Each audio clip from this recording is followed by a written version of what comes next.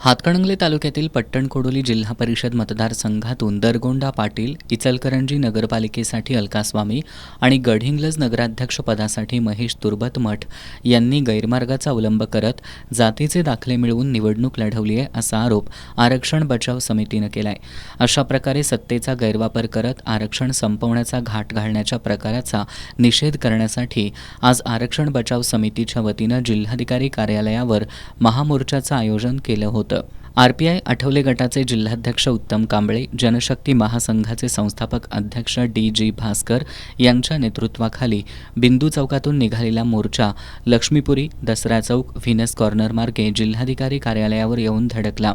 या मोर्चात महिलांचा सहभाग लक्षणीय होता.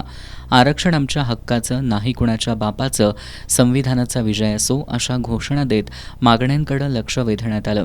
यावेळी आरक्षण बचाव समितीच्या वतीनं गैरमार्गाचा अवलंब करून मिळवलेले जातीचे दाखले सादर करून निवडणूक लढवणाऱ्यांची अनुसूचित जातीची प्रमाणपत्र रद्द करा, तसंच त्यांची पदं बरखास्त करा, संबंधितांवर फौजदारी गुन्हे दाखल करा, संगनमत करून अपूर्ण कागदांवर दाखले दिलेल्या अधिकाऱ्यांवर कारवाई करा, जात पडताळणी प्रक्रिया अधिक पारदर्शक करा अशा मागण्या समितीच्या वतीनं करण्यात आल्यात. जिल्हाधिकारी अमोल येडगे यांना या मागण्यांचं निवेदन सादर करण्यात आलं.